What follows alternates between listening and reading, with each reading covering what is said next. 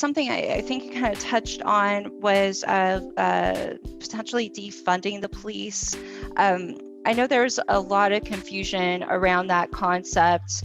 Can you take a deeper dive into that and what that actually looks like in practice? Yeah, what you'll hear in the papers and on the newspaper, not a newspaper. What you'll see in the news and social media is the wording defunding.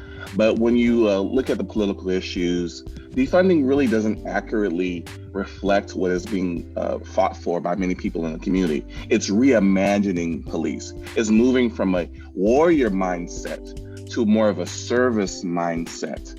But it's also asking, how much should the police be really focusing on? There's so many responsibilities being put on the shoulders of police officers. Isn't it better that things like victim services, 911, other resources that are in some ways connected to the police, but are actually the main responsibilities of law enforcement? How about we take the resources that come from that and separate them into other entities?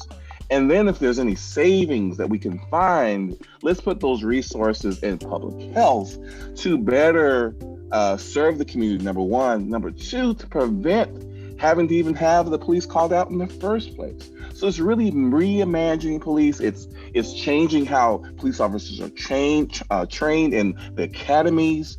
It's looking at how the organization has just come together traditionally and asking ourselves, how can we think about police differently? And how do we pull the resources of nonprofits, government agencies to better serve the community so we're not having to be ham-handed, heavy-handed, and unfortunately see the lives of people suffering and or loss because of poor judgment, because of the lack of use of de-escalation, of the issues of implicit bias. These are the kinds of issues that we're dealing with. And so it's really putting a different template on this conversation from defunding to reimagining, with a goal to better serve the community more effectively, more cost savingly oriented, but also avoid the many casualties we experienced for the last several generations when involving the police in the community.